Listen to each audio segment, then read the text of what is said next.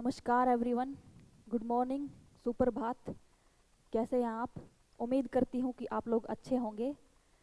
तो अभी हमारा यहाँ पे जो आने का पर्पज़ है वो है कि हमने कल आपसे वादा किया था कि आपके लिए हम साइंस की एक थ्योरी क्लास आपके लिए प्रोवाइड कराएंगे। तो उसी पर्पज़ के लिए अभी हम यहाँ पे आपके सामने आए हैं। तो देखिए, आज हम अपना बायोलॉजी का एक टॉपिक स्टार्ट करने जा रहे हैं, रेस्पिरेशन सिस्टम, यानी कि हमारा श्वसन तंत्र। तो आप जानते हैं कि बायोलॉजी का अगर किसी भी एग्जाम में कहीं पे भी कोई रोल है, बायोलॉजी अगर किसी भी एग्जाम में आती है तो मानव शरीर से जुड़े तंत्र, वहाँ से बहुत सारे क्वेश्चंस पूछे जाते हैं। तो चलिए उसी के साथ हम अपना टॉपिक शुरू करते हैं। तो हमारा टॉपिक है श्वसन तंत्र,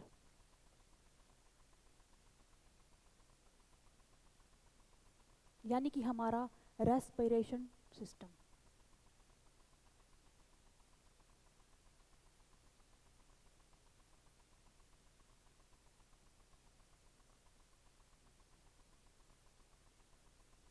तो देखिए, कोई भी टॉपिक शुरू करने से पहले हम थोड़ा उस टॉपिक के बारे में आपसे बात करेंगे कि हम उस टॉपिक में क्या पढ़ने वाले हैं। तो देखिए, हम अपना इस टॉपिक में जो भी पढ़ेंगे हम उसे अपने अलग अलग पार्ट्स में डिवाइड कर लेते हैं। तो पहले अगर हम बात करें तो पहले हम पढ़ेंगे डेफिनेशन के बारे में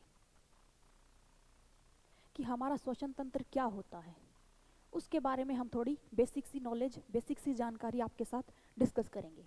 उसके बाद हम पढ़ेंगे टाइप्स, प्रकार, कि हमारा श्वसन तंत्र यानी कि श्वसन जो है प्रक्रिया है, कितने प्रकार का श्वसन जीवधारियों में, ऑर्गेनिज्म में पाया जाता है, उसके बारे में पढ़ लेंगे। उसके बाद हम पढ़ लेंगे कि हमारा जो श्वसन तंत्र है यानी कि हमारा रेस्पिरेशन सिस्टम है वो क्या काम करता है, क्या वर्क है उसके, क्या क्या वो हमारी बॉडी में रोल प्ले करता है। उसके बाद नेक्स्ट हम पढ़ लेंगे हमारे ऑर्गन्स, यानी कि वे ऑर्गन, वे अंग जो हमारे श्वसन में भाग लेते हैं, श्वसन में पार्ट लेते हैं, वो कौन कौन से हैं और कौन से ऑर्गन का क्या काम है, वो पढ़ लेंगे। उसके बाद हम पढ़ लेंगे संपूर्ण प्रोसेस, यानी कि प्रक्रिया, यानी कि किस तरह से, कहाँ से हमारी रेस्पिरेशन शुरू होता है, कौन से ऑर्गन से शुरू होता है और कौन सा ऑर्गन है जो मेन रोल प्ले करता है, किस ऑर्गन का क्या काम है, पूरी प्रोसेस हम पढ़ेंगे। उसके बाद प्रोसेस के बाद अगर हम बात करें तो प्रोसेस के बाद हम थोड़ा पढ़ लेंगे बीमारियों के बारे में, यानी डिजीज़ के बारे में। वो डिजीज़ जो कहीं ना कहीं हमारे रेस्पिरेशन सिस्टम को इफ़ेक्ट करती हैं, जिसकी वजह से हमारा रेस्पिरेशन सिस्टम अच्छे से काम नहीं कर पाता। और उससे लास्ट में हम पढ़ लेंगे हमारे कुछ फैक्ट, यानी कि कुछ इम्पॉर्टेंट फैक्ट, कुछ ऐसी चीज़ें जो इससे एक्स्ट्रा हमारे पास होंगी। तो इस तरह से इस सीक्वेंस में हम अपने इस पूरे टॉपिक को कवर करेंगे। तो चलिए हम अपना पहला स्टार्ट करते हैं आपके सामने, डेफिनेशन, कि श्वसन तंत्र, रेस्पिरेशन सिस्टम क्या होता है। तो अगर आपसे कोई पूछा जाए कि श्वसन क्या होता है, सबसे पहले हम श्वसन के बारे में पढ़ेंगे कि श्वसन क्या होता है। तो अगर आपसे पूछा जाए कि श्वसन क्या होगा तो आप क्या कहेंगे? तो मुझे पता है ज़्यादातर बच्चों का आंसर होगा सांस लेना, सांस छोड़ना, कार्बन डाइऑक्साइड छोड़ना और ऑक्सीजन ग्रहण करना। यही आपका आंसर होने वाला है, मुझे पता है। लेकिन मैं आपको बता दूं कि अगर आपका ये आंसर था तो ये आंसर बहुत गलत था। क्यों? क्योंकि श्वसन का मतलब सिर्फ ये नहीं होता कि ऑक्सीजन लेना और कार्बन डाइऑक्साइड छोड़ना। क्योंकि आप मुझे एक बात बताइए कि हमारे पर्यावरण में सिर्फ एक ऑक्सीजन गैस ही थोड़ी होती है। हमारे पर्यावरण में एक ऑक्सीजन गैस थोड़ी होती है, 78% तो नाइट्रोजन होती है, 21% ऑक्सीजन होती है और 0.03% कार्बन डाइऑक्साइड होती है। और आप अच्छे से जानते हैं कि जब हम सांस लेंगे तो कोई एक गैस हमारे अंदर नहीं जाएगी, क्योंकि हमारे एनवायरनमेंट में कोई फिल्टर नहीं लगे हैं जो आपके सामने कि ऑक्सीजन को छान के सिर्फ ऑक्सीजन को पास आउट करेंगे। कोई ऐसा गार्ड, सिक्योरिटी गार्ड नहीं खड़ा है आपके पास कि वो कहेगा कि आईडी पासवर्ड दिखाओ, आप कौन सी गैस हो, और आपकी आईडी देख के आपको अंदर जाने देगा और रोकेगा। जब हम सांस लेंगे तो हमारे एनवायरनमेंट में जितनी भी गैसें हैं वो सारी की सारी गैसें हमारे शरीर में, हमारी बॉडी में एंटर करेंगी। तो हम क्या कहेंगे कि हम जब सांस लेते हैं तो हम ऑक्सीजन अंदर नहीं लेते, हम एयर अंदर लेते हैं, हम हवा अंदर लेते हैं। और हवा क्या है? हवा क्या है? मिक्सचर ऑफ गैसेस, गैसों का मिश्रण। तो हम क्या कहेंगे श्वसन के बारे में कि श्वसन क्या है? अगर हम श्वसन की डेफिनेशन के बारे में कहें, डेफिनेशन की अगर हम बात करें अगर हम परिभाषा की बात करें कि श्वसन क्या होगा, तो हम क्या लेंगे? हम एयर अंदर लेंगे, हम एयर इनहेल करेंगे, हम एयर अपने शरीर में यानी कि श्वास लेंगे तो हम एयर अपने अंदर लेंगे। एयर लेंगे तो हमारे शरीर में सारी की सारी ऑक्सीजन, नाइट्रोजन, कार्बन डाइऑक्साइड, जो भी गैसें हमारे शरीर में हैं वो भी अंदर जाएंगी। फिर क्या होगा? फिर आगे क्या होगा? जब हम एयर लेंगे तो एयर कहाँ पे जाएगी? हमारे लंग्स में, हमारे फेफड़ों में। हमारे फेफड़ों में जाएगी एयर, और फेफड़ों में जब एयर जाएगी, आपको पता है फेफड़ों में क्या होगा? फेफड़ों में हमारे हार्ट से, हमारे हृदय से एक पल्मोनरी आर्टरी, एक पल्मोनरी धमनी आती है जो हमारे हृदय से अशुद्ध रक्त को लेके आती है, यानी कि इम्प्योर ब्लड, वो ब्लड जिसमें कार्बन डाइऑक्साइड की मात्रा ज़्यादा होती है, उस ब्लड को लेके आएगी। और क्या होगा? हमारे लंग्स से एक्सचेंज हो जाएगा, यानी कि परिवर्तन हो जाएगा। ऑक्सीजन जो है वो हमारे ब्लड में मिक्स हो जाएगी, घुल जाएगी, और बाकी गैसेज वो है ब्लड में घुलेंगी नहीं। यही रीज़न होता है कि ऑक्सीजन का हमारा शरीर यूज़ क्यों कर लेता है, क्योंकि हमारा हीमोग्लोबिन, आपको पता है हमारी आरबीसी होती हैं, हमारी जो आरबीसी होती हैं उनमें हीमोग्लोबिन पाया जाता है, और जो हीमोग्लोबिन होता है ना उसमें ऑक्सीजन सोल्यूबल होती है, यानी कि ऑक्सीजन घुल जाती है हमारे हीमोग्लोबिन में। और हीमोग्लोबिन किस में पाया जाता है? आरबीसी में। और आरबीसी हमें पता है आरबीसी कैरियर होती हैं ऑक्सीजन और कार्बन डाइऑक्साइड की, यानी कि वाहक होती हैं। ये एक जगह से दूसरी जगह ले जाने का काम करती हैं ऑक्सीजन और कार्बन डाइऑक्साइड को। तो हमारी आरबीसी क्या करेंगी? हमारी आरबीसी हमारे फेफड़ों में कार्बन डाइऑक्साइड को तो छोड़ देंगी और वहाँ से ऑक्सीजन को अपने अंदर घोल लेंगी, ऑक्सीजन को अपने अंदर घोल लेंगी, और फिर क्या होगा? अपने साथ ऑक्सीजन को ले जाएंगी, हमारे पूरे ऑर्गन्स तक उसको पहुंचा देंगी। और हमारे ऑर्गन से हमारा जब फूड ब्रेक डाउन होता है, ग्लूकोज का ब्रेक डाउन होता है, तो वहाँ से कार्बन डाइऑक्साइड रिलीज होती है। वो क्या करेगी? सभी ऑर्गन से कार्बन डाइऑक्साइड को लेगी और हमारे लंग्स में छोड़ देगी, यानी कि ऑक्सीजन को हमारे लंग्स से लेगी, हमारी एक एक सेल तक पहुंचा देगी, हमारी प्रत्येक सेल से कार्बन डाइऑक्साइड को लेगी और फेफड़ों तक पहुंचा देगी। यानी कि हम कह सकते हैं ना कि हमारी आरबीसी क्या करती है? ट्रांसपोर्टेशन करती है, परिवहन करती है, वाहक होती है, किसकी? ऑक्सीजन की और कार्बन डाइऑक्साइड की। तो हम अगर हम अब अपने श्वसन की बात करें तो हम कह सकते हैं कि श्वसन वो प्रक्रिया है जिसमें हम एयर अंदर लेते हैं, एयर अंदर लेते हैं, ऑक्सीजन हमारे ब्लड में घुल जाती है, फिर हमारे ग्लूकोज का ब्रेकडाउन होता है, और ग्लूकोज के ब्रेकडाउन के बाद उत्पन्न कार्बन डाइऑक्साइड शरीर से बाहर निकाल दी जाती है। ये पूरी प्रक्रिया जो होती है, ये पूरी प्रक्रिया कहलाती है श्वसन। तो श्वसन को आप आगे से ये नहीं कहेंगे कि सांस लेना और सांस छोड़ना, ऑक्सीजन लेना, कार्बन डाइऑक्साइड छोड़ना, बिल्कुल गलत। आप क्या कहेंगे कि एयर लेना, ऑक्सीजन का ब्लड में घुलना, ग्लूकोज का ब्रेक डाउन होना और कार्बन डाइऑक्साइड का बॉडी से बाहर निकलना। ये 4 स्टेप, ये 4 स्टेप की जो कंप्लीट प्रोसेस होगी वो कहलाएगी हमारा रेस्पिरेशन, यानी कि हमारा श्वसन। तो अभी हम थोड़ा अपनी डेफिनेशन को लिख लेते हैं कि हमारी डेफिनेशन क्या होती है। तो हम लिख लेंगे स्टेप बाय स्टेप, हम लिख लेंगे कि फर्स्ट ऑफ ऑल हम क्या करेंगे? इनहेल एयर, कि हम एयर लेंगे, सांस के दौरान, श्वसन के दौरान हम हवा ग्रहण करेंगे, हम हवा ग्रहण करेंगे।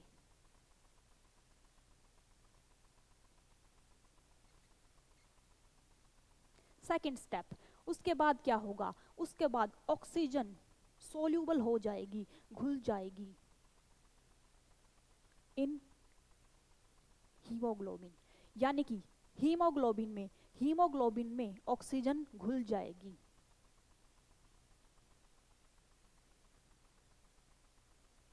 और ये ऑक्सीजन फिर आगे जाके हमारे ग्लूकोज का ब्रेक डाउन करेगी, यानी कि हमारे ग्लूकोज का ऑक्सीडेशन होगा।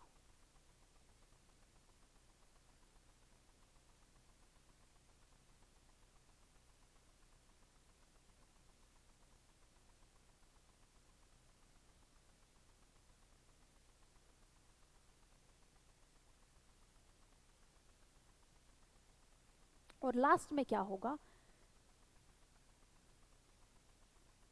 एक्सेल कार्बन डाइऑक्साइड, यानी कि कार्बन डाइऑक्साइड को बाहर निकाल दिया जाएगा।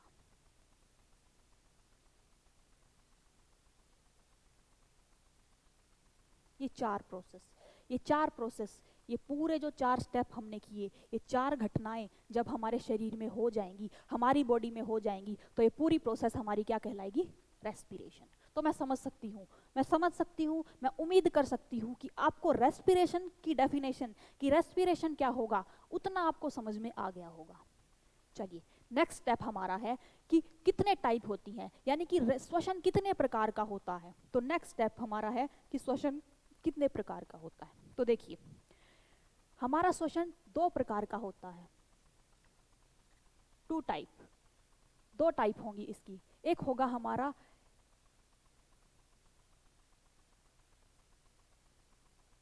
एरोबिक और एक होगा हमारा अनएरोबिक, यानी कि वायवीय श्वसन और अवायवीय श्वसन।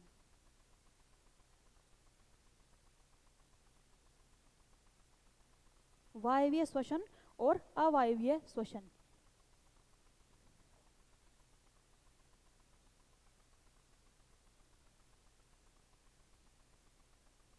ये 2 टाइप का हमारा श्वसन होगा।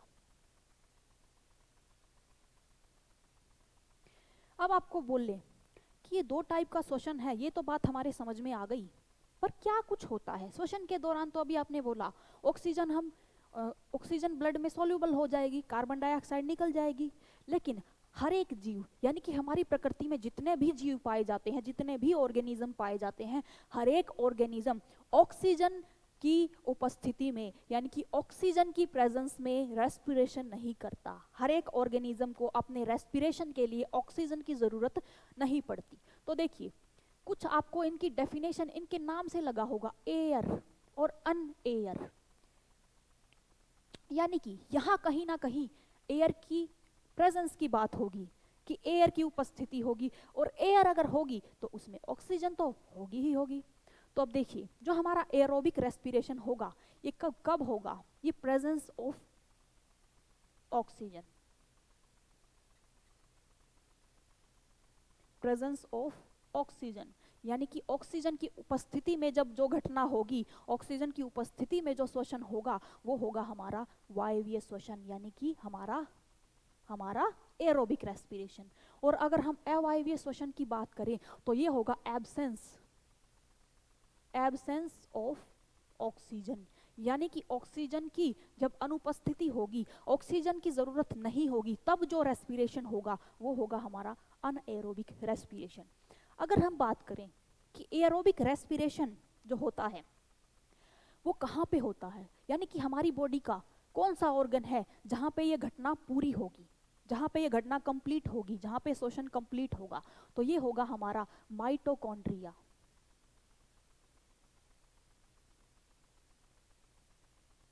हमारा माइटोकॉन्ड्रिया, यानी कि माइटोकॉन्ड्रिया में ये घटना कंप्लीट होगी, पूरी होगी। और अनएरोबिक रेस्पिरेशन होगा हमारा साइटोप्लाज्मा में, साइटोप्लाज्मा, यानी कि हमारा कोशिका द्रव्य, ये हमारा कोशिका द्रव्य में कंप्लीट होगा। अब नेक्स्ट हम बात करें तो एरोबिक रेस्पिरेशन, वायवीय श्वसन के दौरान जब ग्लूकोज का ब्रेकडाउन होगा, जब ग्लूकोज को हम तोड़ेंगे तो 36 एटीपी ऊर्जा मुक्त होगी, 36 एटीपी एनर्जी रिड्यूस होगी। और एटीपी आपको पता है, एटीपी एडिनोसिन ट्राइफॉस्फेट, यानी कि हमारे शरीर की जो ऊर्जा होती है, उसकी जो करेंसी होती है, उसको जो मापने की यूनिट होती है, वो होती है हमारी एटीपी। ऊर्जा हमारे शरीर में एटीपी की फॉर्म में स्टोर होती है। और एटीपी हमारी ऊर्जा कहाँ स्टोर होगी? आपको पता है, माइटोकॉन्ड्रिया में। इसीलिए माइटोकॉन्ड्रिया को कोशिका का ऊर्जा घर बोला जाता है, kitchen of cell, kitchen of human body, power house of human body बोला जाएगा, आप अच्छे से जानते हैं। तो आप लिंक करिए कि माइटोकॉन्ड्रिया में अगर हुई है ये घटना, तो हमारी ऊर्जा भी तो माइटोकॉन्ड्रिया में ही स्टोर होगी। और अगर हम बात करें साइटोप्लाज्मा की कि हमारा अनएरोबिक रेस्पिरेशन जब होगा तो उससे कितनी ऊर्जा मुक्त होगी, तो उससे ओनली 2 एटीपी, सिर्फ 2 एटीपी एनर्जी रिलीज होगी।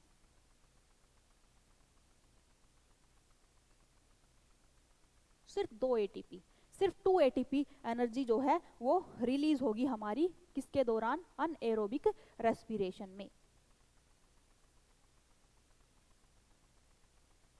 अगर हम बात करें कि एरोबिक रेस्पिरेशन में फाइनल जो प्रोडक्ट हमें प्राप्त होंगे जब ग्लूकोज का ब्रेकडाउन होगा, अगर ग्लूकोज का ब्रेकडाउन ऑक्सीजन की प्रेजेंस में हुआ है, ऑक्सीजन की उपस्थिति में हुआ है, तो क्या फाइनल प्रोडक्ट हमें प्राप्त होंगे, क्या क्या प्राप्त होगा, तो आपको पता है क्या प्राप्त होगा हमें। हमें सबसे पहले तो कार्बन डाइऑक्साइड प्राप्त होगी, हमें जल प्राप्त होगा और हमें एनर्जी प्राप्त होगी। ये चीजें होंगी जब एरोबिक रेस्पिरेशन होगा, तो ब्रेक डाउन के दौरान ये तीन चीजें, तीन कंपोनेंट हमें प्राप्त होते हैं, कार्बन डाइऑक्साइड, जल और एनर्जी। और अगर हम अनएरोबिक रेस्पिरेशन की बात करें तो यहाँ जो फाइनल प्रोडक्ट हमें मिलेंगे, एक तो हमें एनर्जी मिलेगी, कम एनर्जी, यानी कि हमें पता है ओनली 2 एटीपी एनर्जी, और उसके बाद एक हमें मिलेगी अल्कोहल, यानी कि जिसको हम शराब भी बोल देते हैं, अल्कोहल, और एक होगा हमारा लैक्टिक एसिड, लैक्टिक एसिड। ये कुछ कंपोनेंट हैं जो हमें अनएरोबिक रेस्पिरेशन के दौरान मिलेंगे और ये कंपोनेंट हमें एरोबिक रेस्पिरेशन के दौरान मिलेंगे। अब आगे अगर हम बात करें कि कौन से ऑर्गेनिज्म हैं, कौन से जीव हैं जिनमें एरोबिक रेस्पिरेशन होगा और कौन से जीव हैं जिनमें अनएरोबिक रेस्पिरेशन होगा, तो सबसे पहले तो हमें पता है ह्यूमन की हम बात करें तो ह्यूमन का काम तो ऑक्सीजन के बिना चल ही नहीं सकता।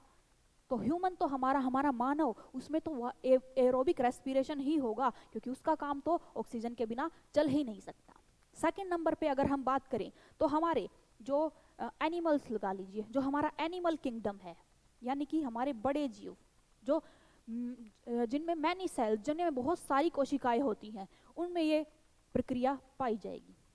प्लांट की अगर हम बात करूं तो प्लांट में भी हमारा एरोबिक रेस्पिरेशन होता है। आपको पता है श्वसन के दौरान, रेस्पिरेशन के दौरान हमारे प्लांट भी ऑक्सीजन को ग्रहण करते हैं और कार्बन डाइऑक्साइड रिलीज करते हैं। ध्यान रखिएगा, कोई आपसे पूछे कि प्लांट प्रकाश संश्लेषण यानी कि फोटोसिंथेसिस प्रोसेस के दौरान कौन सी गैस इनहेल करेंगे, कौन सी एक्सहेल करेंगे, तो फोटोसिंथेसिस के दौरान हमारे प्लांट ऑक्सीजन को रिलीज करते हैं और कार्बन डाइऑक्साइड को इनहेल करते हैं। लेकिन रेस्पिरेशन के दौरान प्रोसेस उल्टी होती है, रेस्पिरेशन के दौरान हमारे प्लांट ग्रहण करेंगे ऑक्सीजन और रिलीज करेंगे कार्बन डाइऑक्साइड। ध्यान रखिएगा।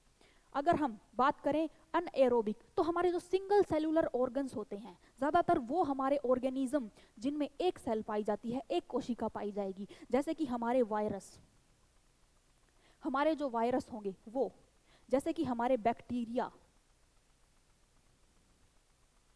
जैसे कि यीस्ट, ठीक है, और जैसे कि हमारे अमीबा।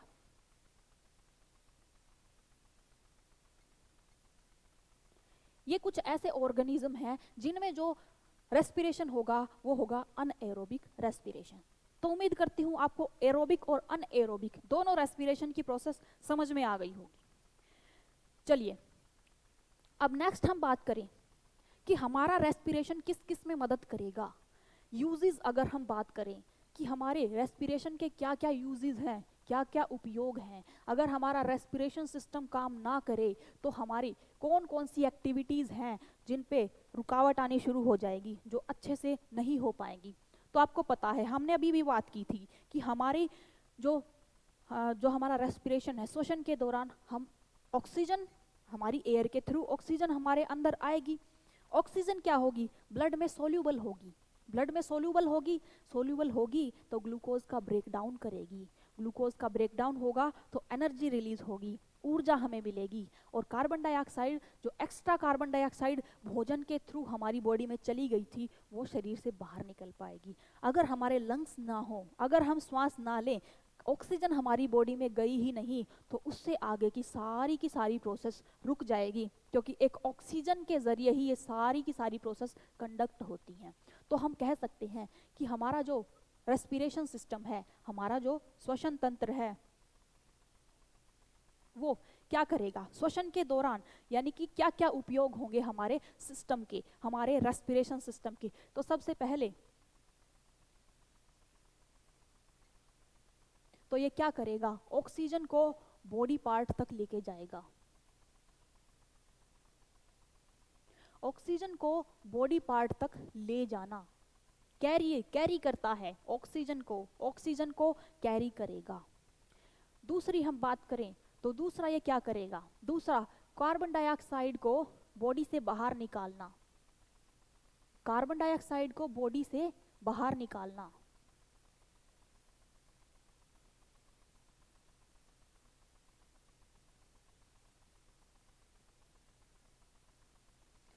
थर्ड नंबर पे बात करूं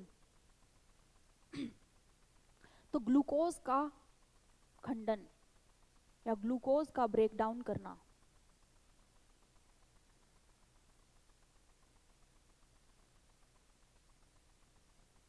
ग्लूकोज का ब्रेकडाउन करेगा, ग्लूकोज का ब्रेकडाउन करेगा तो क्या होगा, एनर्जी रिलीज होगी।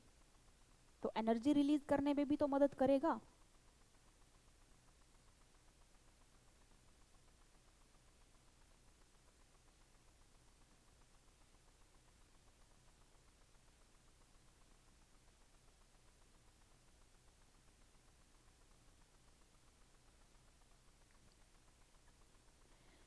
तो ये कुछ इसके मेन काम थे जो हमारा रेस्पिरेटरी सिस्टम करता है, कुछ मेन काम।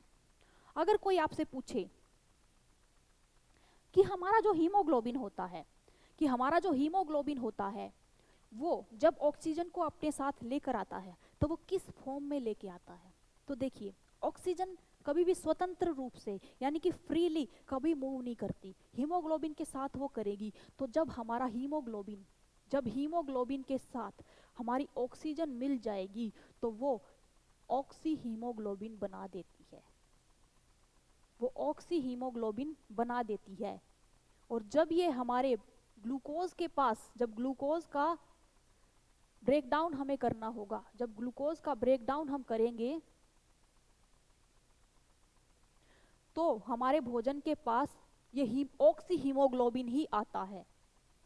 ऑक्सी हीमोग्लोबिन के रूप में हमारी आरबीसी हमारे फेफड़ों से इस फॉर्म में बाहर आएगी और ग्लूकोज के पास वो जब जाएगी तो वो दोबारा से अपने बॉन्ड तोड़ देगी। दोबारा से वो क्या करेगा, यूं समझ लीजिए कि जैसे हम एक छोटे बच्चे को घर से स्कूल छोड़ने जाते हैं तो हम क्या करेंगे, घर से उसको उसका हाथ पकड़ के लेके आएंगे, अपने साथ उसका हाथ पकड़ के लेके आएंगे और स्कूल के दरवाजे पे, स्कूल के गेट पे जाके उसका हाथ छोड़ देंगे कि अब आप अंदर चले जाओ। यूं समझ लीजिए हमारी आरबीसी कुछ ऐसा ही करती हैं, वो फेफड़ों से ऑक्सीजन का हाथ पकड़ के लेके आएंगी इस फॉर्म में, उसका हाथ पकड़ के वो ऐसा संबंध उसके साथ बना लेगी और आके हमारी कोशिकाओं के पास यानी कि ग्लूकोज के पास, ग्लूकोज हमारी सेल्स में ही तो स्टोर होगा, हमारी ग्लूकोज के पास आएंगी और उसको वहां पे छोड़ देंगी, यानी कि वो ऑक्सीजन को छोड़ देंगी और खुद फिर से आज़ाद हो जाएंगी, फिर से अपने रास्ते पे निकल पड़ेंगी नई ऑक्सीजन को लेके आने के लिए। तो ये उसका काम होता है।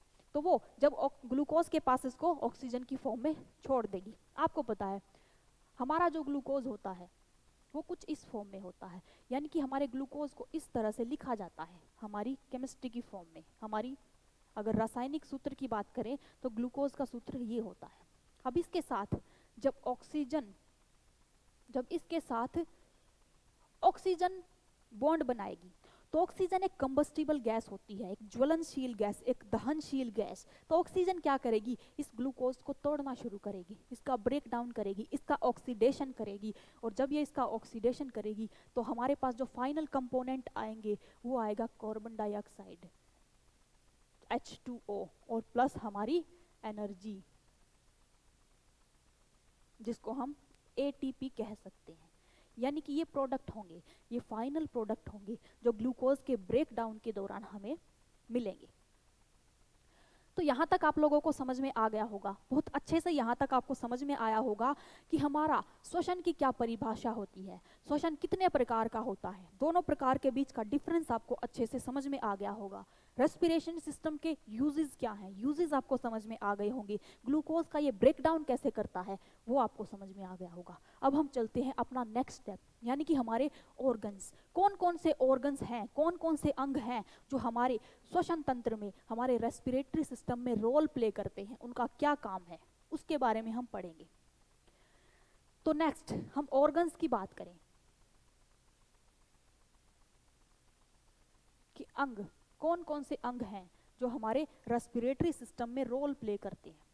तो देखिए आप सब लोगों को बहुत अच्छे से पता है कि हमारा जो रेस्पिरेटरी सिस्टम है, हमारे श्वसन की प्रक्रिया हमारे नाक से ही शुरू हो जाती है। तो पहला ऑर्गन, अगर हम फर्स्ट ऑर्गन की बात करें तो फर्स्ट ऑर्गन हो जाएगा हमारा नोज, हमारा नाक। हमारे नाक में श्वसन की प्रक्रिया शुरू हो जाएगी। आपसे पूछा जाए कि वो कौन सा अंग है जहाँ से श्वसन की प्रक्रिया शुरू होती है, या फिर श्वसन की प्रक्रिया शुरू करने में रोल प्ले करने वाला सबसे पहला ऑर्गन, सबसे पहला अंग कौन सा होगा, तो हमारा नाक, हमारी नोज। अब आपको पता है हमारी जो नोज होती है, दो नोस्ट्रिल यानी कि दो छिद्र होते हैं हमारी नाक में, और वहां से हम एयर अंदर लेते हैं। और आपको पता होगा हमारी नाक में कुछ रोम संरचनाएं, छोटे छोटे बाल आपको पता होगा होते हैं, इनका क्या काम होता है। तो ये जो रोम जैसी संरचनाएं होती हैं, ये बाल होते हैं, ये क्या करते हैं, जब हम एयर अंदर लेते हैं तो आपको पता है हमारी एयर में छोटे छोटे धूल के कण, धूल पार्टिकल्स, ये डस्ट पार्टिकल्स भी तो होते हैं। जब हम एयर अंदर लेंगे तो वो डस्ट पार्टिकल भी तो अंदर जाएंगे। तो ये जो बाल होते हैं, ये बाल क्या करेंगे, उन पार्टिकल्स को वहीं पे रोक देंगे, उनको आगे जाने से रोक देंगे। तो जो बड़े पार्टिकल होंगे वो तो हमारे रोम छिद्र रोक देंगे। तो हमारे नाक में जो पहली चीज हमारे नाक में पाई जाती है वो क्या होती है, फर्स्ट चीज तो हमारे जो हेयर होते हैं, नेजल हेयर जो होते हैं, वो, इन्हें सीलियो कहा जाता है। साइंस की लैंग्वेज में इनको सीलियो कहा जाएगा। ये क्या करेंगे, ये क्या करेंगे, डस्ट पार्टिकल को रोक देंगे, यानी कि जो धूल कण है, धूल कणों को वहीं पे रोक देंगे, धूल कणों पे बैरियर का काम करेंगे, रुकावट का काम करेंगे, उन्हें आगे जाने से रोकेंगे, धूल कणों को रोकेंगे।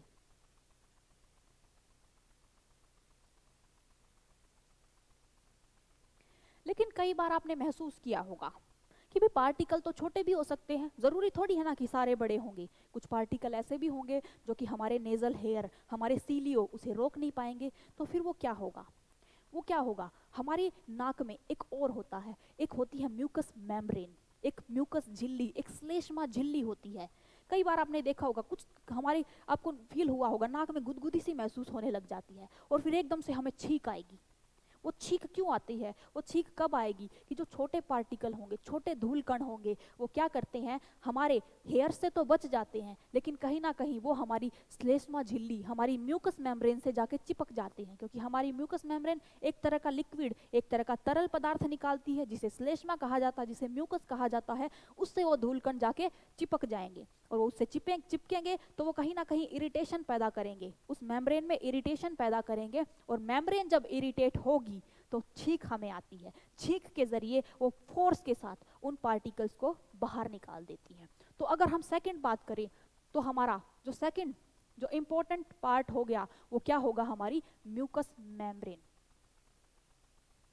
म्यूकस मेम्ब्रेन,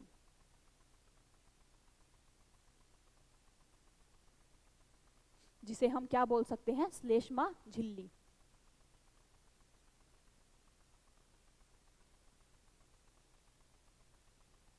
ठीक है, ये श्लेष्मा झिल्ली, ये श्लेष्मा झिल्ली क्या करेगी, श्लेष्मा झिल्ली एक लिक्विड, एक तरह का एक लिक्विड रिलीज करेगी, एक लिक्विड, एक द्रव रिलीज करेगी जिसे क्या कहते हैं, म्यूकस, म्यूकस या फिर श्लेष्मा। श्लेष्मा का काम आपको समझ में आ गया होगा। छोटे पार्टिकल जो हमारे हेयर से बच के हमारी इस मेम्ब्रेन से चिपक गए हैं, उनको हमारे नाक से बाहर निकालना। तो ये हमारे नाक का काम था। नाक के बाद हमारा जो सेकंड ऑर्गन आएगा, हमारा सेकंड ऑर्गन होता है हमारा फेरिंक्स, जिसे हम ग्रसनी कहेंगे। ये हमारा श्वसन तंत्र का अगला अंग होता है। कई बार आपने महसूस किया होगा कि अगर हम, कई बार होता है ना कि किसी को कोल्ड हो गया, कफ हो गया, या फिर किसी वजह से अगर नाक में पानी चला गया या फिर नाक में दवाई डाल ली, आपको पता है बहुत सारी दवाइयां हैं कि जब नाक बंद हो जाता है तो नाक में टपका ली जाती है ताकि नाक खुल जाए। तो वो दवाई जब थोड़ा एक्सेस अमाउंट में, ज़्यादा मात्रा में अगर हम डाल लेंगे तो आप देखेंगे कि वो कहीं ना कहीं आपको मुंह में कड़वाहट फील होने लग जाएगी, कि मुंह में भी कुछ कड़वा कड़वा फील होने लगेगा कि मुंह में आ गई है। तो वो ऐसा क्यों हुआ? हमारा नाक अलग है, हमारा मुंह अलग है, तो फिर वो जो नाक में चीज़ थी वो मुंह में कैसे आ गई? और कई बार आप कभी करके देखिएगा, ऊपर मुंह करके आप पूरे मुंह को पानी से भर लीजिएगा, पूरा मुंह फुल भर लीजिएगा, आप देखेंगे कि आपके नाक से पानी निकलना शुरू हो जाएगा, नाक से टपकने लगेगा। वो क्यों हुआ? मुंह का नाक में, नाक का मुंह में, ऐसा क्यों हुआ? तो इसका मतलब कहीं ना कहीं अंदर जाके हमारी विंड पाइप और हमारी फूड पाइप कहीं ना कहीं ज्वाइंट तो होती हैं, कहीं ना कहीं मिली होंगी, इसी वजह से तो हमारे साथ ऐसा हुआ। अदरवाइज हमारे साथ कभी ऐसा तो नहीं होता कि हमने आँख में पानी डाला और आँख का पानी, हम आँख को धो रहे हैं बार बार और वो पानी हमारे मुंह में आ गया हो। ऐसा हमारे साथ कभी नहीं हुआ। कभी नहीं हुआ कि हमने मुंह में पानी भरा हो और वो कान से टपकने लगा हो। वो ऐसा क्यों होता है कि मुंह का पानी नाक से क्यों टपकता हो और नाक में डाली गई चीज़ मुंह में कड़वाहट फील क्यों कराती है? वो इसीलिए क्योंकि हमारी जो फेरिंग्स होती है, हमारी ग्रसनी, वो एक ऐसा ऑर्गन है जो हमारी फूड पाइप और हमारी विंड पाइप यानी कि हमारी भोजन नली और श्वास नली को जोड़ने का काम करती है। ये एक ऐसा जॉइंट पार्ट है जो इन दोनों ऑर्गन को जोड़ता है। तो देखिए, ये दो कुछ नलिकाएं होती हैं हमारे, ये समझ लीजिए हमारी नाक से जुड़ी हुई हमारी नली है जिसमें से हम सांस लेते हैं, ठीक है। और ये एक हमारी फूड पाइप है, यहाँ से हम खाना खाएंगे वो आएगा। तो आप देखेंगे यहाँ पे ये जो हिस्सा था, यहाँ पे हमारी ये दोनों पाइप एक दूसरे से ज्वाइंट हो गई हैं, एक दूसरे से जुड़ गई हैं, मिल गई हैं। तो ये जो जोड़ वाली जो जगह होगी यही होती है हमारी ग्रसनी, हमारा फेरिंग्स, हमारी ग्रसनी, हमारा फेरिंग्स। समझ में आया? तो हम कह सकते हैं कि हमारी ग्रसनी क्या होती है? हमारी ग्रसनी जॉइंट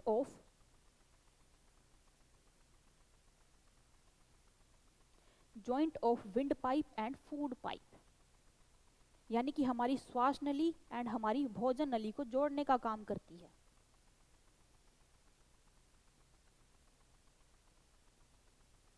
ये काम करती है। अब आपके मन में एक क्वेश्चन आना चाहिए कि अगर एक ही पाइप से आगे चल के अगर ये दोनों जॉइंट हैं तो फिर ऐसा क्यों होता है कि हमारा भोजन तो हमारे स्टमक में जाएगा, हमारे पेट में जाएगा, और हमारी सांस, हमारी एयर हमारे फेफड़ों में जाएगी? कैसे आगे चल के ये अलग अलग क्यों हो जाती हैं? तो देखिए, एक ऑर्गन होता है जिसको बोलते हैं एपिग्लोटिस, एक ढक्कन जैसी संरचना। हमारे ग्रसनी से आगे, थोड़ा ग्रसनी से आगे हमारी जो ये विंड पाइप होगी उसमें एक ढक्कन जैसी संरचना होगी। ढक्कन जैसी जो संरचना होगी वो क्या करेगी? भी आगे चल के हमारी ये पाइप बीच से दो हिस्सों में बट जाती है, एक हिस्से से भोजन आएगा, एक हिस्से से एयर जाएगी। तो वो ग्लोटिस क्या करेगा? वो हमारा ग्रसनी से थोड़ा आगे एक ढक्कन जैसी संरचना होगी। जैसे ही हम खाना खाएंगे, खाना खाते ही वो ढक्कन जैसी संरचना हमारी जो श्वास नली है उसको ढक लेगी, श्वास नली को ढक लेगी, ताकि जो भोजन था, जो खाना हमने खाया, वो श्वास नली में ना जाके वो फूड पाइप में चला जाए, भोजन नली में चला जाए। तो कोई दिक्कत नहीं होती। कभी कभी आप देखते होंगे कि खाते खाते हमारा खाना अटक जाता है, गले में अटक जाता है।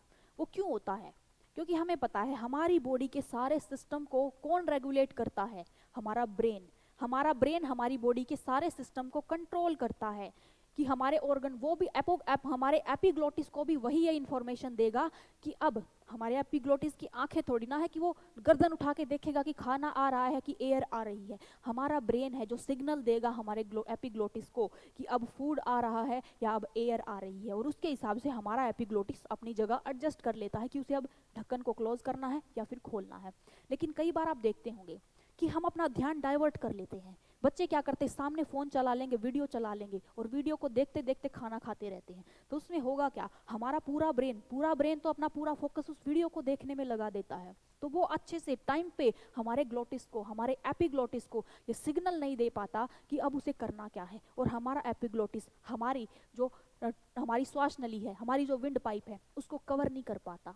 और कवर नहीं करेगा तो भोजन के कुछ पार्टिकल हमारी श्वास नली में भी चले जाते हैं, जिसकी वजह से आपको बार बार खांसी आएगी, जोर जोर से आप खांसेंगे, खांसेंगे क्यों? क्योंकि हमारी विंड पाइप कहीं ना कहीं उस खाने को वापस धकेलने का काम करती है, क्योंकि हमारी बॉडी ना हमारी तरह नहीं है। जैसे हम लोग होते हैं ना कि जो हमारी चीज़ है वो तो हमारी है ही, लेकिन किसी और की चीज़ भी अगर हमें मिल रही है ना तो हम करेंगे अच्छी बात है, आने दो आने दो। लेकिन हमारी बॉडी ऐसा नहीं करती। हमारी बॉडी सिर्फ उन्हीं चीज़ों को एक्सेप्ट करती है जो उसकी है, जो उसकी नहीं है उसको वो बॉडी से बाहर निकाल देती है। तो वही हमारी विंड पाइप कर रही है। हमारी विंड पाइप के लिए भोजन उसका अपना नहीं है, वो उसका पराया है, तो वो उसे अपने अंदर आने नहीं देगी। हमारी विंड पाइप उसको पुश करेगी, बाहर निकालेगी। इसकी वजह से आपको खांसी आएगी, ठीक है, खांसी आएगी, और खांसी के दौरान वो भोजन बाहर आ जाता है। तो आपको ग्लोटिस का काम समझ में आया होगा। तो थर्ड पार्टिकल, थर्ड ऑर्गन जो हमारा था वो था हमारा एपिग्लोटिस।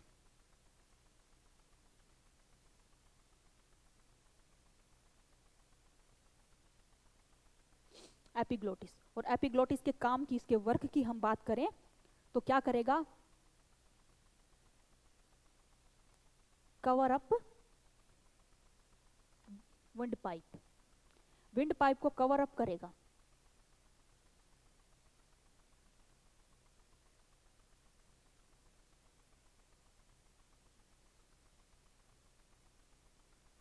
कब करेगा?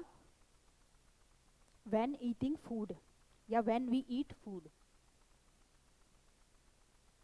यानी कि जब हम खाना खाएंगे तो हमारा एपिग्लोटिस हमारी विंड पाइप को कवर कर लेगा ताकि फूड हमारी विंड पाइप में ना जाए। चलिए नेक्स्ट ऑर्गन, अगर हम अगले ऑर्गन की बात करें तो अगला अगला होता है हमारा लैरिंग्स, यानी कि हमारा स्वर यंत्र।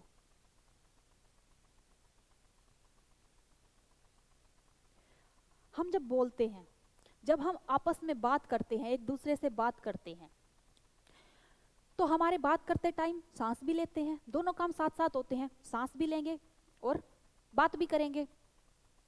तो देखिए, आपने महसूस किया होगा आपके गले के यहाँ पे, जिसको हम जनरल लैंग्वेज में कंठ बोल देते हैं कि कंठ, ये कंठ क्या होता है? हमारा स्वर यंत्र, हमारा वोकल बॉक्स, हमारा वोकल कॉर्ड। क्या होता है? जो जो हमारी बोलने में मदद करेगा, यही ऑर्गन हमारी स्पीकिंग में हेल्प करेगा, हमारी मदद करेगा स्पीकिंग में। स्पीकिंग में इसके अंदर वोकल कॉर्ड होती है, यानी कि स्वर कोश होता है, जो बाहर से आने वाली, जब हम बोलने की कोशिश करेंगे तो इसमें एक वाइब्रेशन पैदा होगी, एक तरंग पैदा होगी। वो तरंग क्या करेगी? हमारे स्वर को बाहर की तरफ धकेलेगी। आवाज हमारी बाहर ही तो निकलती है, आवाज बाहर निकलती है, एयर अंदर जाती है, तो वोकल कॉर्ड क्या करेगा? हमारे स्वर को बाहर निकालने का काम करता है। अब आपने एक बार और देखी होगी कि हमारा जो स्वर यंत्र है, हमारी वोकल कॉर्ड है, औरतों की आवाज पतली होती है, स्वीट होती है, मधुर होती है। आदमियों की आवाज थोड़ी रश होती है, थोड़ी रूड होती है, थोड़ी मोटी आवाज होती है। और आपने ये भी देखा होगा कि पुरुष का जो वोकल कॉर्ड है वो महिलाओं के अकॉर्डिंग, महिलाओं के कंपैरिजन में आकार में थोड़ा बड़ा होता है। उनका आपको देखा टेटुआ, हम टेटुआ बोलते हैं जनरल लैंग्वेज में इसको, उसका टेटुआ थोड़ा बाहर निकला हुआ होता है, 1-1.5 सेंटीमीटर बाहर की तरफ आराम से उसका दिखेगा। जब वो बोलेगा ना तो ये हिलता हुआ दिखता है कि उसका टेटुआ हिल रहा है। लेकिन महिलाओं में ऐसा नहीं होता। क्यों? क्योंकि महिलाओं का जो हमारा स्वर यंत्र है, हमारा लैरिंग्स है, जो हमारे वोकल कॉर्ड है, उसका साइज थोड़ा छोटा होता है और मेल में थोड़ा बड़ा होता है। इसी वजह से उसका जो टेटुआ है वो बाहर निकलता है। तो जो टेटुआ होता है हमारा, टेटुआ, इसको हम बोलते हैं एडम एप्पल। एडम एप्पल, ठीक है, ये हमारी मदद करेगा। ये तीनों काम जो हैंगे, हमारी वोकल कॉर्ड, हमारा एडम एप्पल और हमारा लैरिंग्स, ये हमारे सारे जुड़े हुए एक ऑर्गन हैं जो हमारे स्वर यंत्र का ही पार्ट हैं और ये हमारी बोलने में मदद करेंगे। नेक्स्ट, अगर हम नेक्स्ट ऑर्गन की बात करें तो उससे अगला ऑर्गन होता है, एक होता है हमारा ग्लोटिस। एपिग्लोटिस के बारे में तो हम पढ़ चुके हैं, एक होगा हमारा ग्लोटिस। ग्लोटिस का क्या काम है? अब देखिए, एपिग्लोटिस ने क्या किया था? एपिग्लोटिस ने तो हमारे फूड को हमारी विंड पाइप में आने से रोक दिया था, प्रोटेक्शन दे दी थी हमें, ताकि जो फूड हम खा रहे हैं वो हमारे फूड पाइप में चला जाए, हमारी विंड पाइप में ना आए। पर ग्लोटिस का क्या काम है? अब ग्लोटिस क्या करेगा? ग्लोटिस हमारी साउंड को, हमारी ध्वनि को बाहर की तरफ धकेलेगा और हवा को अंदर की तरफ। यानी कि हमारी आवाज को, हमारी साउंड को बाहर की तरफ धकेलेगा और एयर को आगे की तरफ, यानी कि उसको फेफड़ों की तरफ, आगे की तरफ धकेलने का काम करेगा। तो ग्लोटिस का काम क्या होगा? हमारी साउंड को बाहर करना, साउंड को बाहर निकालेगा, मुंह से बाहर निकालेगा,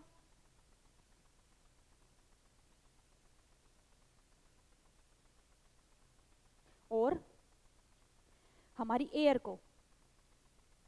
को फेफड़ों की ओर धकेलेगा।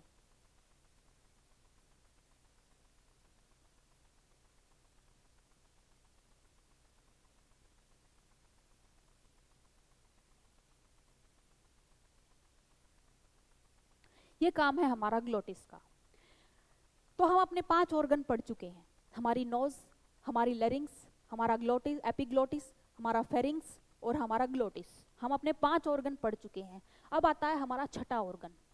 हमारा छठा ऑर्गन हमारा क्या होगा? छठा ऑर्गन है हमारी श्वास नली, हमारी ट्रैकिया। श्वास नली, हमारी ट्रैकिया, ठीक है, हमारी ट्रैकिया। अब देखिए, ट्रैकिया सबसे इंपॉर्टेंट पार्ट है। ट्रैकिया क्या करेगी? तो हम बोल सकते हैं कि ट्रैकिया हमारे लंग्स और हमारी स्वर यंत्र, हमारा स्वर यंत्र और हमारे लंग्स को कनेक्ट करती है। क्योंकि हमारा जो स्वर यंत्र है, जो हमारा वोकल कॉर्ड है, उसके बारे में हमने बात की, हमारे लैरिंग्स के बारे में। तो हमारे लैरिंग्स से इसका एक सिरा, इसका एक साइड हमारे लैरिंग्स से जुड़ा हुआ है, इसका दूसरा साइड हमारे लंग्स से जुड़ा हुआ है। तो हम कह सकते हैं इट कनेक्ट, ये कनेक्ट करेगी।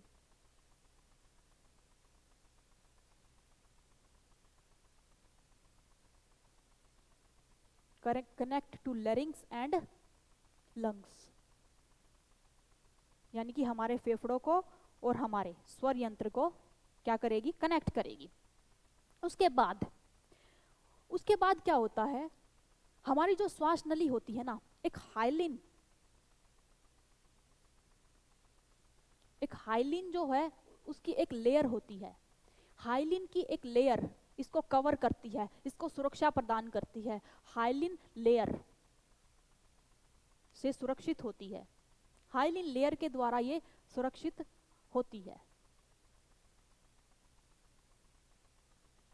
अब देखो, हमारी जो श्वास नली है वो कुछ इस तरह होती है, आगे चल के वो डिवाइड हो जाती है हमारे लंग्स में 2 लंग्स की तरफ डिवाइड हो जाती है। तो आपने देखा होगा हमारी जो ये श्वास नली है उस पे कुछ इस तरह की सी आकार के छल्ले जैसी संरचना होगी, सी आकार के छल्ले जैसी संरचना पाई जाती है। तो ये जो छल्ले जैसी संरचना होती है, ये क्या काम करती है? ये कार्टिलेज की बनी हुई होती है। कार्टिलेज यानी कि उपास्थियों की, कार्टिलेज के बने हुए ये होते हैं। और ये क्या करेंगे? ये हमारी श्वास नली को सिकुड़ने में और फैलने में से रोकेंगे। जैसे कि अगर एयर हमारी बॉडी से निकल गई तो ये हमारी ट्रैकिया को सिकुड़ने नहीं देते, और अगर एक्सेस अमाउंट में, ज़रूरत से ज़्यादा हमने एयर अपने अंदर ले ली है तो ये इसको फैलने नहीं देते। कई बार आप देखते हैं ना कि रनिंग करने के दौरान हम जल्दी जल्दी सांस लेते हैं, और अनुलोम विलोम कपालभाति प्राणायाम जब करते हैं तो हम एक बार में जोर लगा के ज़्यादा से ज़्यादा एयर अपने लंग्स में भरने की कोशिश करते हैं। तो जब ज़रूरत से ज़्यादा, रेंज से ज़्यादा एयर जब हमारे अंदर जाएगी तो हमारी ये जो ट्रैकिया थी उसके फटने के, उसकी जो लेयर है, उसकी जो सुरक्षा है, उसकी दीवारें हैं, उसके टूटने के चांसेस तो रहते हैं ना।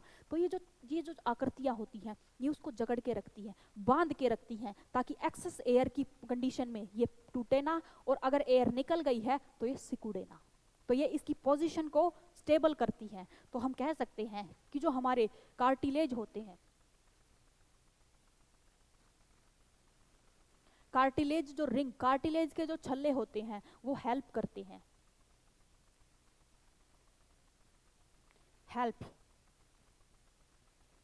To stable size of trachea, यानी कि हमारी ट्रैकिया के साइज को स्टेबल करने में, स्थिर रखने में मदद करेंगे हमारे कार्टिलेज रिंग।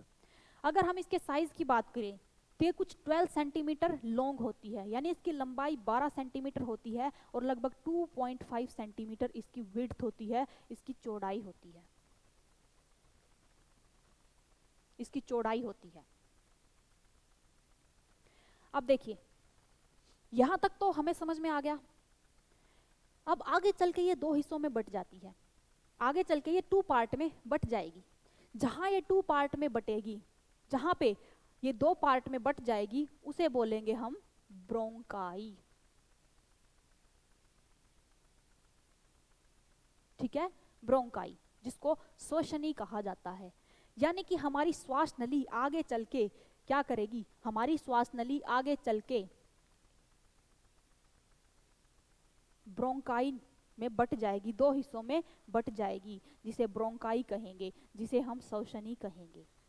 और ये एक साइड हमारे लेफ्ट फेफड़े की तरफ चली जाएगी, दूसरी हमारे राइट फेफड़े की तरफ चली जाएगी। तो अगर आपसे क्वेश्चन पूछा जाए कि हमारी ट्रैकिया का पहला डिवीजन किस नाम से जाना जाएगा, यानी कि हमारी श्वास नली जब पहली बार बटेगी, पहली बार उसका पार्टीशन होगा, तो वो जगह जब उसका पार्टीशन होगा तो उसका नाम क्या होगा, उसका नाम होगा ब्रोंकाई, यानी कि श्वसनी। अब उसके बाद आप देखेंगे कि जैसे ही हमारी ब्रोंकाई हमारे लंग्स में एंटर करती है, लंग्स में एंटर करते ही ये और भी कई हिस्सों में बट जाती है, यानी कि इसके और भी बहुत सारे हिस्से हो जाते हैं, और भी बहुत से छोटे छोटे हिस्सों में ये बट जाएगी। तो जब हमारी ब्रोंकाई लंग्स में जाके और भी कई हिस्सों में बट जाएगी, तो नेक्स्ट जो उसका पार्टीशन हुआ उसको क्या कहेंगे, उसको कहेंगे ब्रोंकियोल्स।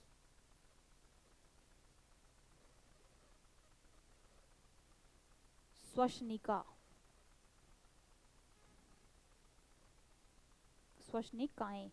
यानी कि अगर कोई आपसे पूछे कि हमारी ट्रैकिया का सेकंड डिवीजन दूसरा विभाजन कहाँ पे होगा, लंग्स में होगा, फेफड़ों के अंदर होगा, और जहाँ पे डिवीजन होगा, डिवीजन के बाद उसका क्या नाम पड़ जाएगा, तो डिवीजन के बाद जो उसका नाम पड़ेगा ब्रोंकियोल्स, यानी कि श्वसनिकाएं।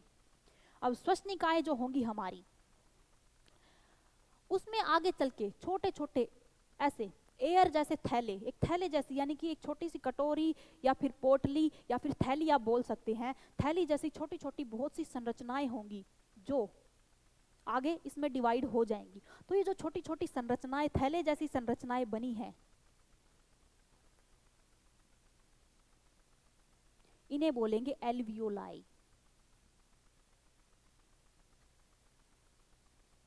एल्वियोलाई, या फिर हम इन्हें बोल देंगे कूपिकाएं। कूपिकाएं।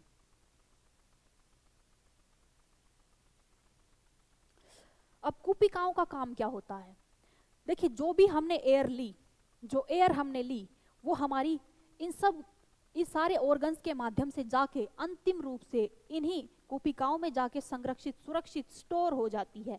और हमारे जो आरबीसी थी वो इन्हीं कूपिकाओं से ऑक्सीजन को अपने अंदर सोल्यूबल कर लेती हैं और कार्बन डाइऑक्साइड को इन कूपिकाओं में ट्रांसफर करके चली जाती हैं। और यहाँ से फिर ये वापस से दोबारा से हमारी जो कार्बन डाइऑक्साइड थी उसको उसको वापस कर देंगे, किसको, ब्रोंकियोल्स को। ब्रोंकियोल्स उसको वापस दे देंगे, किसको, ब्रोंकाई को। ब्रोंकाई उसको वापस से हमारे ट्रैकिया को दे देगी, और इस तरह से जिस माध्यम से एयर हमारे बॉडी में एंटर की थी, उसी माध्यम से कार्बन डाइऑक्साइड हमारी बॉडी से बाहर निकल जाएगी। नेक्स्ट ऑर्गन की बात करें तो नेक्स्ट जो हमारा ऑर्गन होता है वो होगा हमारा लंग्स। यानी कि हमारे ट्रैकिया के बारे में हम पढ़ चुके हैं कि हमारी ट्रैकिया कितने पार्ट में डिवाइड होगी, कहाँ पे क्या होगी। तो उसके बाद हमारे लंग्स। अब लंग्स में देखिए आप, हमारे लंग्स, अगर आपसे पूछा जाए कि हमारे लंग्स का जो आकार है, साइज है, वो कितना होगा, यानी कि उसका वेट की अगर हम बात करें कि उसका वजन कितना होगा, तो वजन होगा 1300 ग्राम। यानी कि हमारे दोनों फेफड़ों का कुल वजन होगा 1300 ग्राम। लेकिन हमारे दोनों फेफड़े समान आकार के नहीं होते, एक होता है हमारा साइज में बड़ा, एक होता है हमारा साइज में छोटा। जो हमारा राइट लंग्स होगा, हमारा दायां फेफड़ा होगा, वो साइज में बड़ा होगा, हमारा लेफ्ट लंग, हमारा बायां फेफड़ा साइज में छोटा होगा। तो हमारा जो राइट लंग है वो होगा हमारा 700 ग्राम का, और हमारा जो लेफ्ट लंग है वो होगा हमारा 600 ग्राम का। अब आपके मन में आया होगा कि ये जो हमारा ये लंग है, ये हमारा जो लेफ्ट है, इसका साइज छोटा क्यों हो गया? इसका साइज छोटा क्यों हो गया? क्योंकि हमारा हृदय हमारे लेफ्ट लंग की तरफ, हमारे बाएं फेफड़े की तरफ ज्यादा होता है। यानी कि इसके कुछ हिस्से में इसका जो आकार होगा ना, जो हमारे इस फेफड़े का आकार की अगर हम बात करें, तो वो यहाँ से कुछ इस तरह अंदर की तरफ धस जाता है, क्योंकि इस धसे हुए हिस्से में आगे चल के हमारा हृदय फिट हो जाता है। हमारा हृदय इसको थोड़ा अंदर की तरफ दबा देता है, और जो ये गड्ढे जैसी संरचना बनती है, इस गड्ढे जैसी संरचना को बोला जाता है कार्डियक नोच। कार्डियक नोच या फिर हृदय खांच, यानी कि हृदय की गुफा बोल सकते हैं, हृदय का गर्त बोल सकते हैं, हृदय का गड्ढा बोल सकते हैं। इसमें ये हमारा हृदय सेट हो जाता है। इसकी वजह से इसका जो इतना हिस्सा कट गया, इसकी वजह से इसका वजन 100 ग्राम कम हो जाता है। अगर आपसे पूछें कि हमारे हृदय का रंग कैसा होता है, तो अगर इसके कलर की बात करें, तो एक स्वस्थ आदमी, एक हेल्दी पर्सन जो होगा, उसके जो फेफड़े हैं उनका कलर होगा पिंक, गुलाबी रंग का। लेकिन अगर कोई स्मोकिंग करता है, ड्रिंकिंग करता है, ऐसी कुछ करता है, तो उसका जो हृदय है, उसका जो रंग है वो काला पड़ना शुरू हो जाएगा, गुलाबी नहीं रहेगा। तो हमारा हृदय है, एक लेयर होती है, एक सुरक्षात्मक आवरण होता है जिसे बोलते हैं प्लूरा। एक प्लूरा आवरण होता है जो हमारे फेफड़ों को बाहर से सुरक्षा प्रदान करता है। यानी कि एक प्रोटेक्टिंग लेयर होती है जिसे प्लूरा कहा जाता है, जो हमारे लंग्स को सेव करती है, उसको सुरक्षित करती है।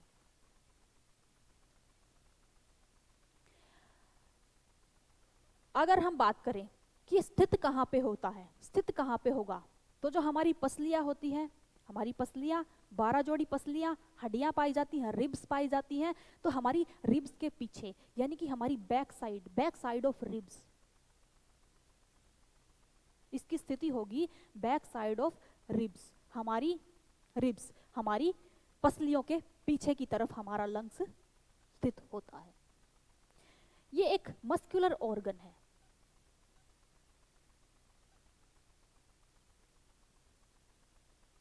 एक मांसपेशीय अंग है, यानी इसमें कोई हड्डियां नहीं पाई जाती, इसमें सिर्फ मांसल संरचना है। ये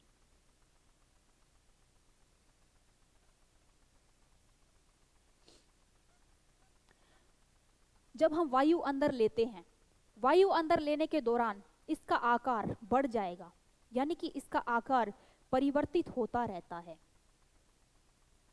जब हम एयर अंदर लेंगे तो इसका आकार बढ़ जाएगा, और जब हम एयर को बाहर निकाल देंगे तो इसका आकार घट जाएगा।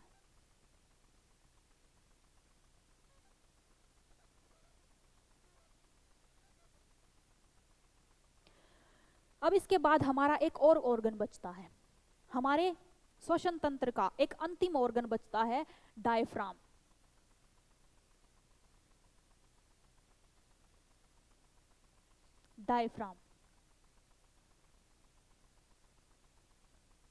डायफ्राम भी एक मस्कुलर ऑर्गन है। ये भी एक मस्कुलर ऑर्गन है, एक मांसीय संरचना है, मांस जैसी संरचना है। ये भी एक मस्कुलर ऑर्गन है, मांसपेशीय अंग है।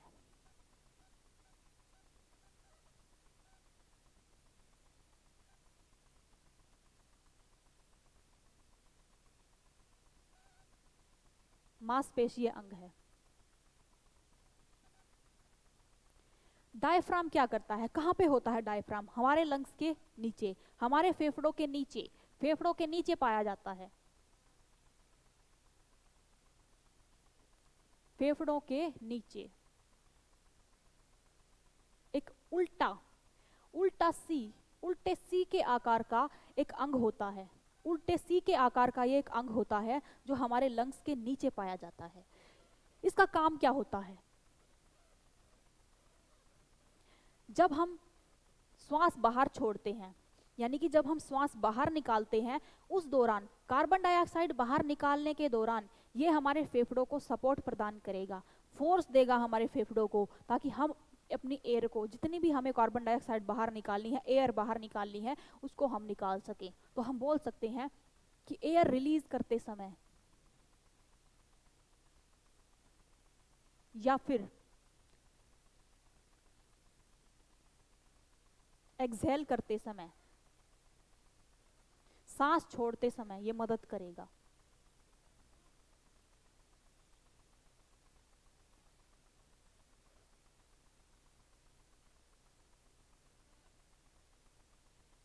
ठीक है, एयर रिलीज करते समय मदद करेगा।